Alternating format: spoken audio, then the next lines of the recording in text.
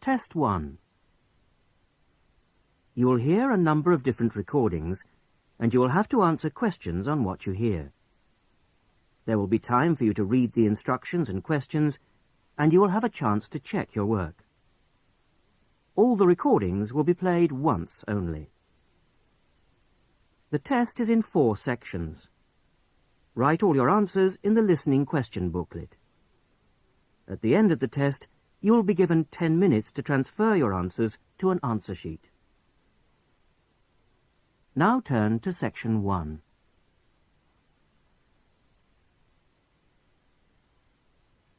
Section 1. Listen to this telephone conversation between Janice Biggins, who works for a house renting agency, and John Anderson. First, you have some time to look at questions 1 to 6.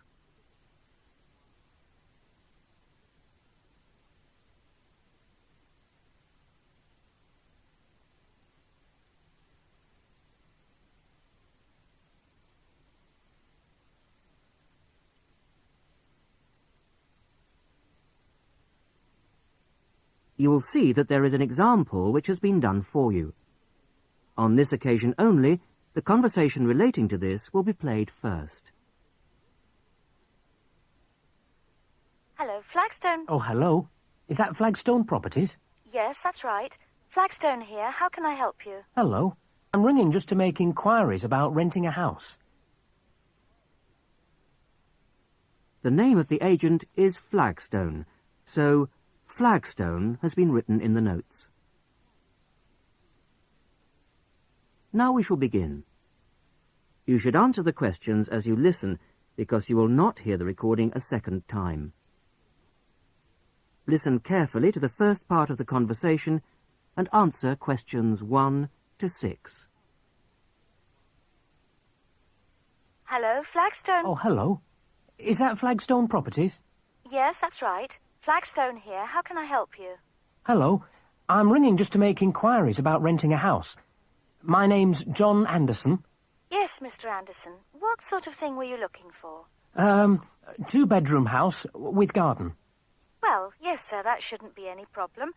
Just to let you know that our main areas, the main areas we deal with are the city centre itself. City centre, uh-huh. And the north suburbs.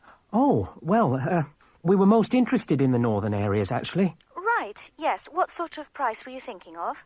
Well, could you give me some idea? Certainly. It really ranges from £250 per month. Only £250? Yes, to about £500, depending on a number of different factors. Oh, what does it depend on? Well, obviously the quality of the area, and then whether there's a garden. Oh, well, as I said, we'd want a garden. And a garage pushes up the price. Right. Well, we wouldn't necessarily need one. I think about £350 a month would be our limit. OK.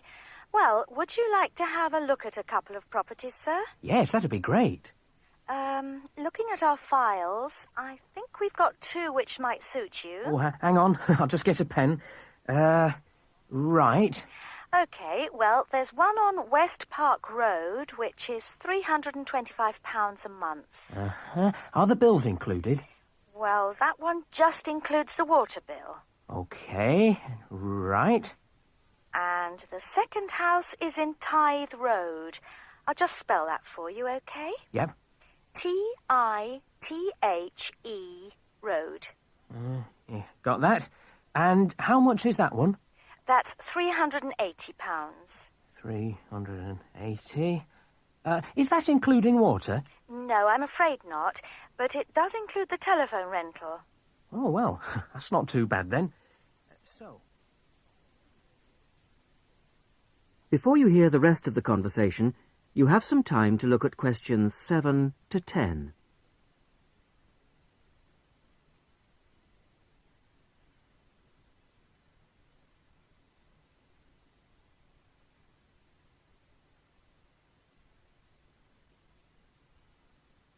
Now listen and answer questions 7 to 10.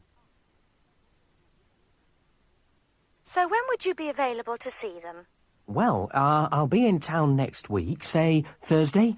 No, I'm sorry, we don't have any availability for Thursday.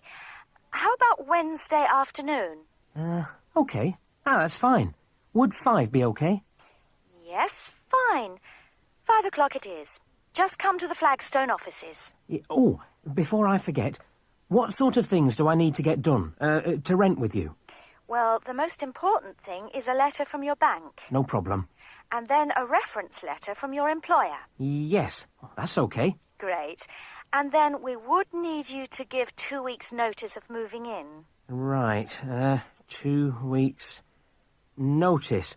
And what about a deposit? That's 1 month's rent, whatever the amount is. Okay. 1 month. Is that it? No, sorry, one more. You will have to pay for the contract. Oh, yes, I'd forgotten about that. Okay, fine. So I'll start arranging those, and I'll see you next week. Yes. Thanks very much. Bye. Goodbye.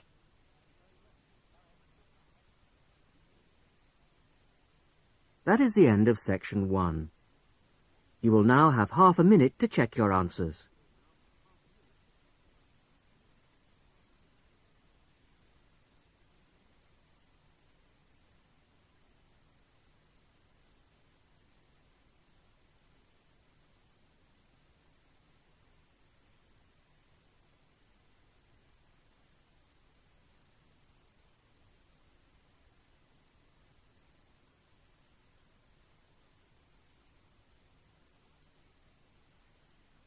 Now turn to section 2.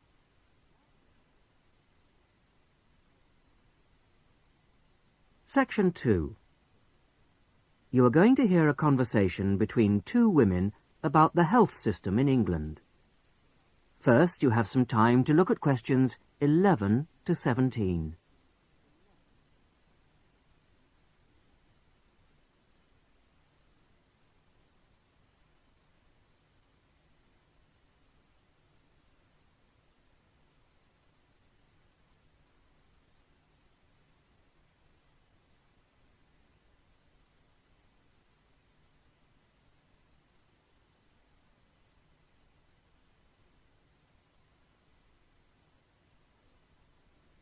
Now listen to the first part of the conversation and answer questions 11 to 17. Hello, Mrs. Sutton. Come in. How are you settling in next door? Have all your things from Canada arrived yet? I thought I saw a removals van outside your house yesterday afternoon. Yes, they came yesterday.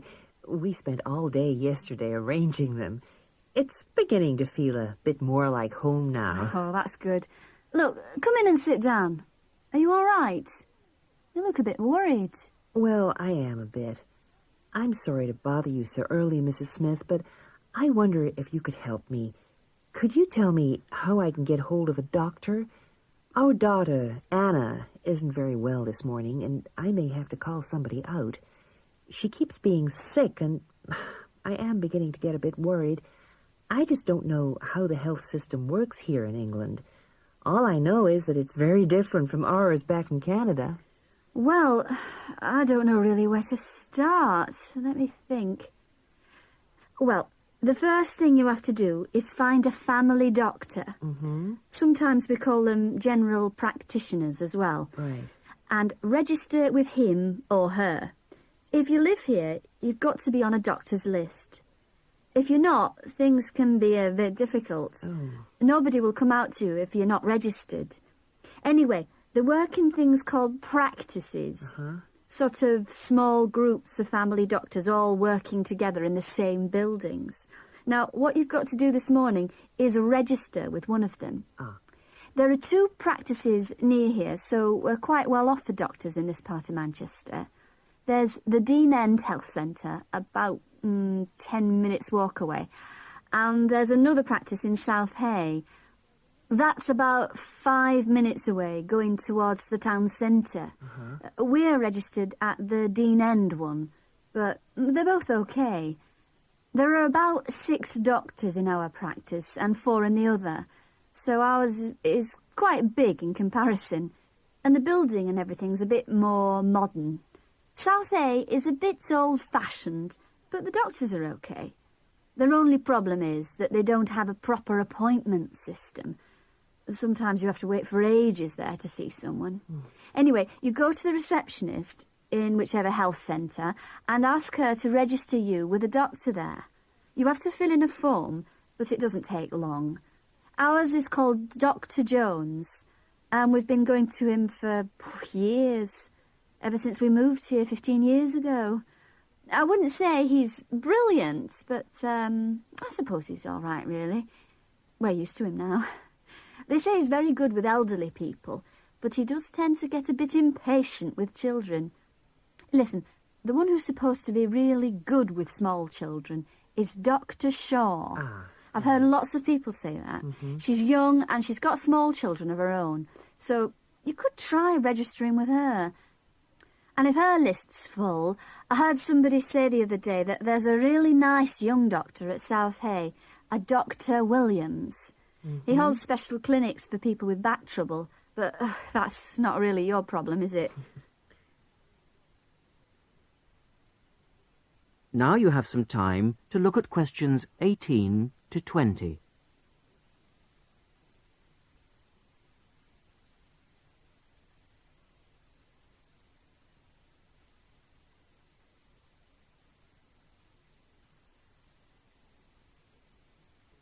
Now listen to the rest of the conversation and answer questions 18 to 20. If you want a doctor to visit you at home, you have to ask for a home visit. You're supposed to do that before 10:30 in the morning, but obviously if it's an emergency, you can phone at any time, night or day. It might not be your doctor that comes, though. It's quite often one of the other doctors in the practice. It doesn't really seem to make much difference. Right. Otherwise, you make an appointment to see your doctor at the health centre. You usually get seen the same day. Not always, of course, but usually, as I say. They hold surgeries between 9 and 11:30 every weekday, and from 4 to 6:30 Monday to Thursday. Saturdays are only for emergencies. I see. When the doctor sees you, he gives you a prescription. He writes what medication you need on it, and you take it to a chemist shop. There's one opposite the centre. If it's for a child under 16, you don't have to pay. So if it's for Anna, there's no problem. The same thing goes if you're unemployed or retired, or if you're pregnant. Just as well, because it's not cheap. You pay the same price for each item the doctor has prescribed. At the moment, it's something like £5 per item. So you pay for the medication, but the consultation with the doctor doesn't cost you anything. It's completely free as long as you're a resident here. You're going to be here for 3 years, aren't you? So, well, there shouldn't be any question of you paying anything to see the doctor. So that's one less problem to worry about. Look, Mrs. Sutton, if you want, I'll sit with your daughter for half an hour if you want to go down to the health centre to register. It's no trouble, really, don't worry. Are you sure you wouldn't mind? That would really help me a lot. I'll ask them if they can send someone round later to see Anna. I think I'll try the Dean End Centre. Good idea. Don't worry about Anna. Right. I'll be back as soon as I can.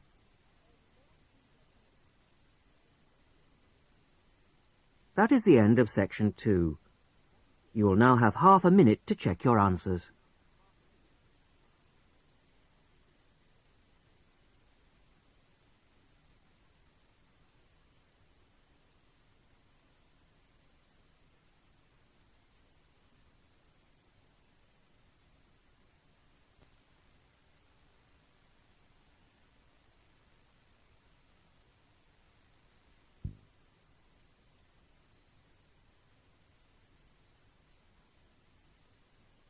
Now turn to section 3.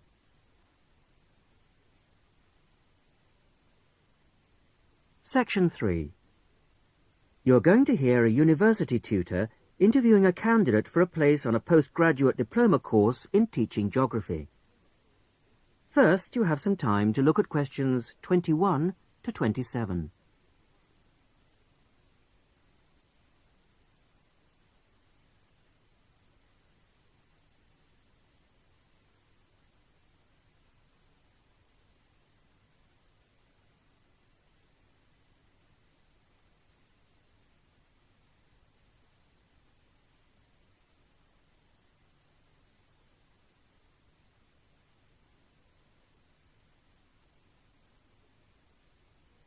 Now listen carefully to the first part of the interview and answer questions 21 to 27.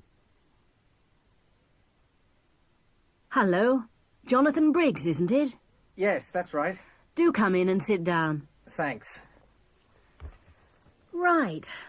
Well, Jonathan, as we explained in your letter, in this part of the interview, we like to talk through your application form, your experience to date, etc. And then in the second part, you go for a group interview. Group interview, yes, I understand.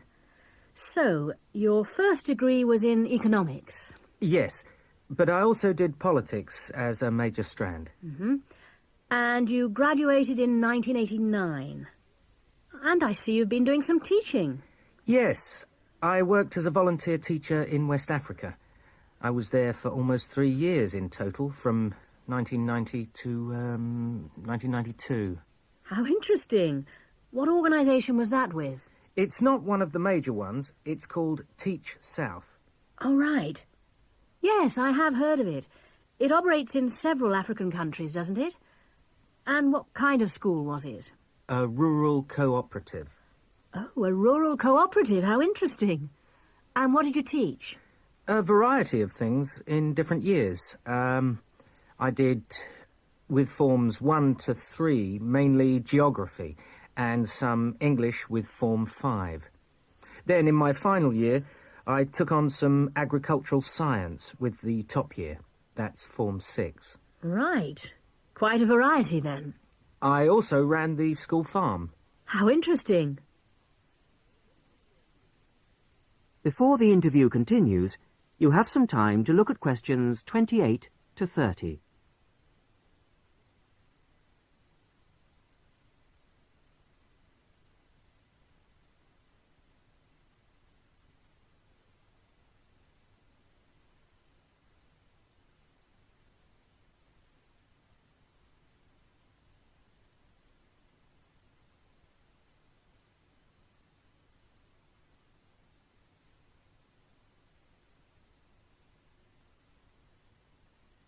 Now listen to the rest of the interview and answer questions 28 to 30. And how did you find the whole experience? I'll be honest with you. At the end of the first year, I really wanted to leave and come home. Oh, why was that? Well, I was very homesick at first and missed my family. Oh, yes, I can understand that. And I also found it frustrating to have so few teaching resources. But I did decide to stay, and in the end I extended my tour to a 3rd year. Right. Things must have looked up then. Yes, we set up a very successful project, breeding cattle to sell locally. Really? And then, after a lot of hard work, we finally got funds for new farm buildings. And you wanted to see things through? Uh-huh. And that's why you want to train to teach geography? Yes. I've had a couple of jobs since then, but I now realise I like teaching best. And I chose geography because it's my favourite subject. And also because I think it has so many useful applications. Well, you certainly have had some interesting work experience. I'll ask you now to go on to the next stage of the interview.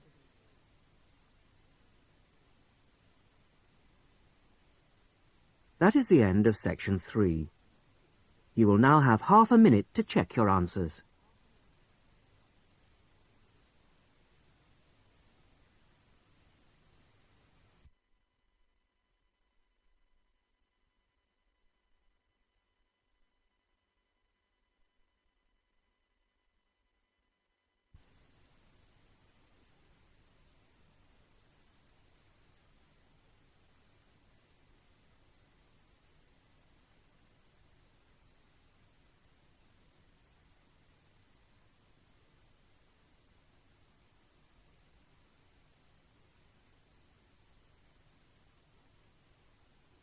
Now turn to section 4.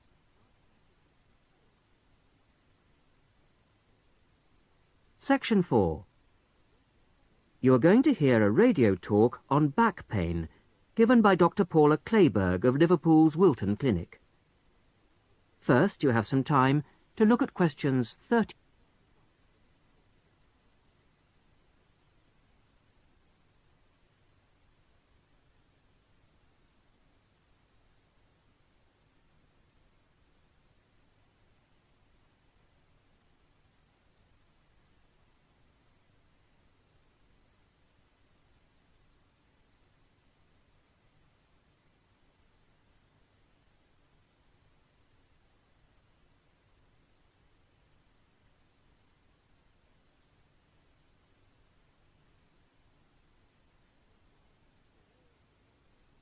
Today's Health Council is presented by Paula Clayburgh, who is the Chief Counsellor at Liverpool's famous pain clinic, the Wilton Clinic.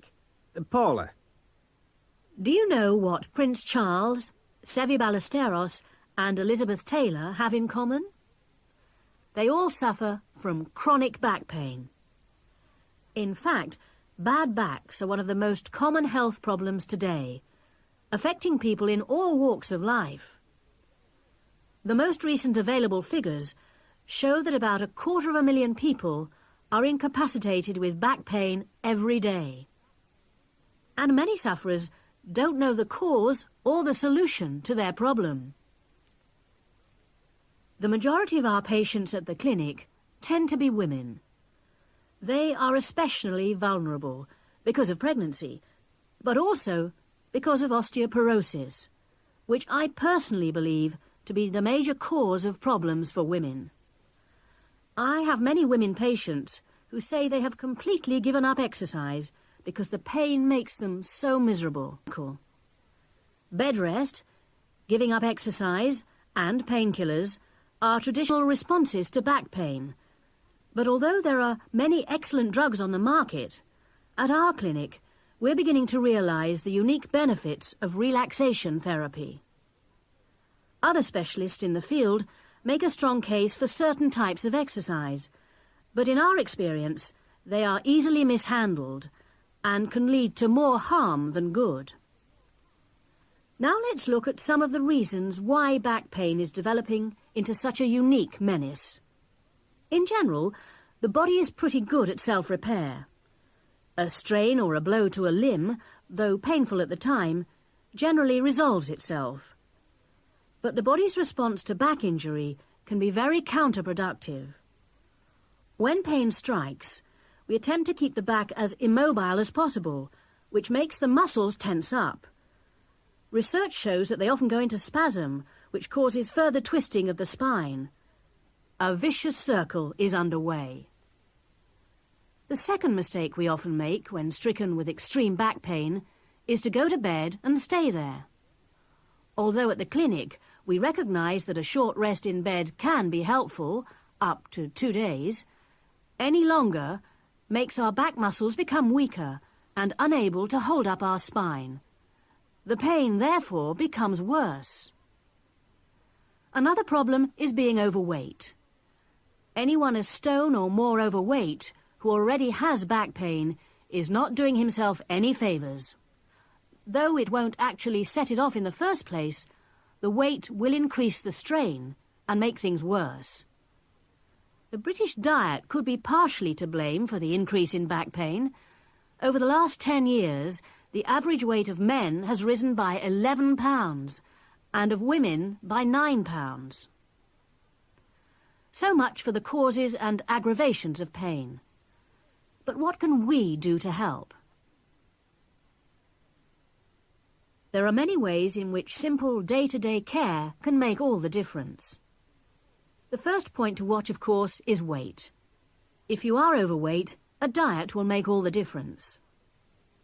Also, studies have shown that just 1 hour sitting in a slouched position can strain ligaments in the back, which can take months to heal.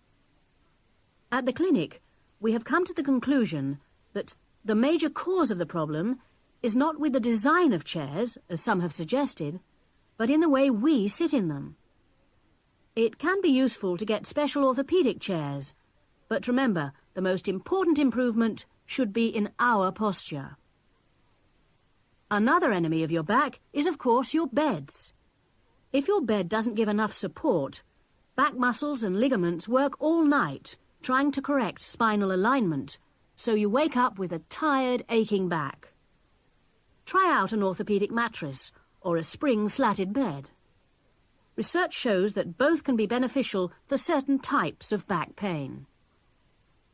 Another hazard for your back are the shock waves which travel up your spine when you walk, known as heel strike. A real find for our patients has been the shock-absorbing shoe insert, a cheap but very effective solution. And you might be better off avoiding shoes with heels higher than 1.5 inches. Though absolutely flat shoes can be a solution for some, others find their posture suffers. Finally, a word about the state-of-the-art relief, the TENS machine. A small battery-powered gadget which delivers subliminal electrical pulses to the skin. Our experience indicates that your money is better spent on the more old-fashioned remedies.